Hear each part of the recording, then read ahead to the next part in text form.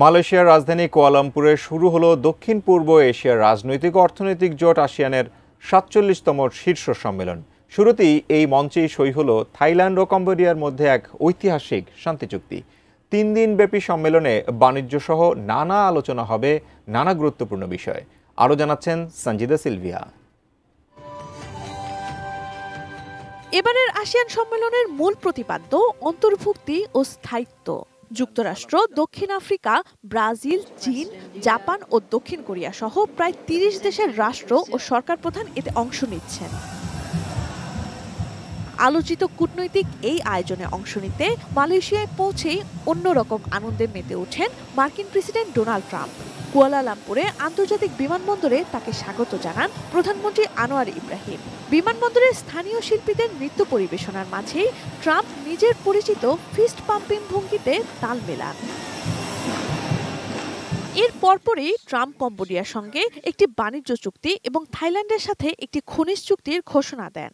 Trump বলেন, Thailand ও কম্বোডিয়ার মধ্যে রক্তক্ষয়ী সংঘর্ষের পর তাদের মধ্যে ফোন আলাপ হয়েছে এবং তার প্রশাসন সংঘাত থামাতে সক্ষম হয়েছে। বিজলি কেবলসের স্কিন কোটেড ইনসুলেশন আগুন প্রতিরোধী। বিজলি কেবলস, নিরাপদ আজীবন। ট্রাম্প দাবি করেন তিনি শান্তি চুক্তি করাতে অত্যন্ত পারদর্শী এবং এক্ষেত্রে তিনি জাতিসংঘের চেয়ে অনেক ভালো কাজ করেন। চুক্তির ঠিক আগে যুদ্ধবিরতিতে মধ্যস্থতার জন্য দুই দেশই ট্রাম্পকে ধন্যবাদ জানান। With Cambodia and a very important critical minerals agreement with Thailand. এবারের সম্মেলনে আরেকটি মূল আকর্ষণ হচ্ছে পূর্ণ সদস্যপদ হিসেবে পূর্ব তিমুরকে স্বাগত জানানো ও আইনি প্রক্রিয়া সম্পন্ন করা। দীর্ঘ 14 বছরের প্রচেষ্টার পর এই জোটের সদস্যপদ পেল দেশটি।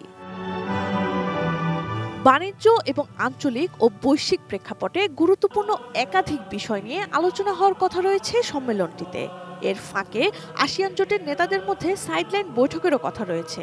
তবে ভারতে চলমান দীপাবলি উৎসবের কারণে এবার ভার্চুয়ালি সেখানে যোগ দেওয়ার কথা রয়েছে প্রধানমন্ত্রী নরেন্দ্র মোদীর। মালয়েশিয়ার প্রধানমন্ত্রী দাতুক সেরি আনোয়ার ইব্রাহিমের সভাপতিত্বে আয়োজিত এই সম্মেলনকে ১৯৭৬ সালের পর সবচেয়ে বড় আয়োজন বলে মনে করা হচ্ছে, যা চলবে মঙ্গলবার পর্যন্ত। Sanjida Sylvia, desk report, ATN news.